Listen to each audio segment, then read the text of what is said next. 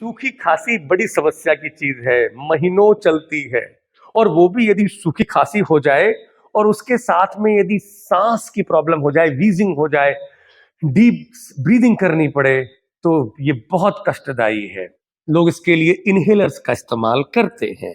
योग रत्नाकर आयुर्वेद में कहा है, गुड़म कटुक तैलेन मिश्रयित्वा समम लिहेत त्रिसप्ताह प्रयोगेन श्वासो निशेषताम व्रजेत। त्रि माने 3 सप्ताह माने 7 दिन, 3 सप्ताह 21 दिन यदि आप रोज गुड़ और कड़वा तेल, कटुक तेल का मतलब है कड़वा तेल, दोनों को इक्वल प्रमाण में दोनों हो, 5 ग्राम गुड़ हो और 5 ml ऑयल हो, कड़वा तेल मस्टर्ड ऑयल, इनको मिला करके इनका लेह बना के सुबह दोपहर शाम कभी भी खाने से पहले या खाना खाने के बाद में इसका जरूर सेवन करें और गरम गरम पानी पिएं, तो आपको जो सूखी खांसी और सांस की प्रॉब्लम है, श्वासो निशेषताम, कोई डाउट नहीं है कि वो ठीक पक्की होगी।